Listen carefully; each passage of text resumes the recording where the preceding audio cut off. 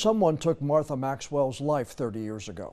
They stabbed and killed Martha in the front room of her own home in Elizabethtown, January 20th, 1994, taking her away from her husband, children, and grandchildren. But no one has ever faced charges for that crime. It's one of the oldest unsolved murders in North Carolina, according to the FBI. I sat down with Martha Maxwell's children as they plead for someone to help end the suffering that started on that horrible day. And I told her, I said, Mom, I'm finna go to work. She said, okay. I said, now you get up and lock the screen door. And I sit in my car. Even after 30 years, the pain for Hilda Faye Cromartie and her siblings is still raw. Their mother, Martha Maxwell, died on January 20th, 1994, inside her home on Blue Street in Elizabethtown. Someone got inside and stabbed Martha several times in the chest and neck. She also had wounds on her hands and arms from battling her attacker.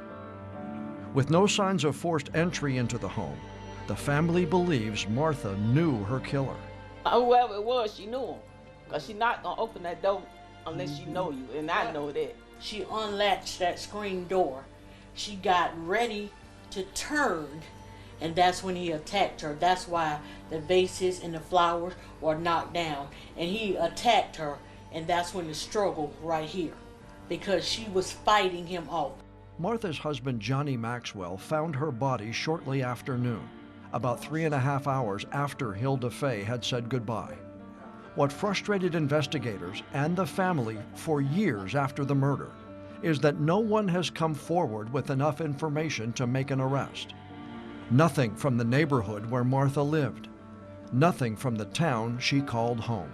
They didn't see nothing out of the ordinary as far as somebody coming in here to rob her or to murder. It was just a normal thing for them to see that person come to this house. The big question, who would want to kill Martha Maxwell? She worked as a nurse at a nursing home in Elizabethtown. Martha and her husband did have some marital issues, according to her children, and they also do not believe it was a robbery, since they say Martha's credit cards and jewelry were left behind. My mother was a sweet person. She was a loving mother, grandmother, loved her grandchildren, did what she could and when she could. So it was something that really shocked the entire family. Elizabethtown's police chief said later that year the department paid $9,000 in overtime for officers to investigate Martha's murder and another one that happened about a month before. Chief Mike Royston told a reporter, quote, "It's hard for me to believe that no one out there knows who killed Martha Maxwell." He said, "It's hard to conceive that no one heard or saw anything," end quote. Now, I did talk to two former members of the Elizabethtown Police Department who both worked on Ms. Maxwell's murder case. Neither one of them felt comfortable going on camera because 30 years have passed and it is still an open investigation. But both of them told me they did a thorough investigation, interviewed several people in the case, but never got enough evidence to charge anyone.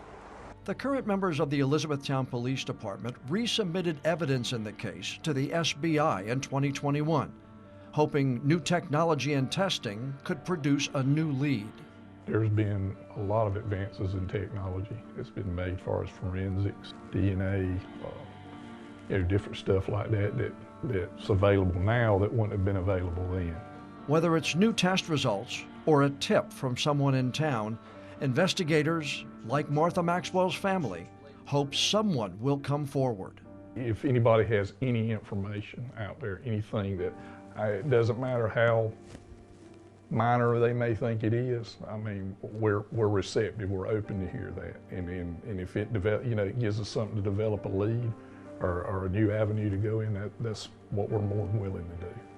Because 30 years of pain is enough.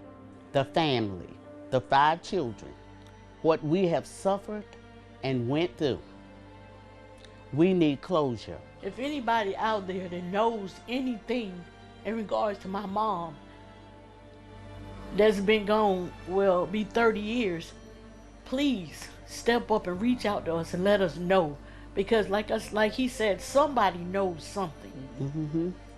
Somebody knows something. Soon after Martha's murder happened, then Governor Jim Hunt's office offered a $6,000 reward for information that helped to find and convict her killer. I checked with the governor's office, and that reward is still in place today. You've heard Martha's children plead for help from anyone who knows anything about what happened to her. I've put the phone numbers for Elizabethtown Police and the SBI inside this story on our website. If you know anything, they're asking you to call. John Evans, WECT News.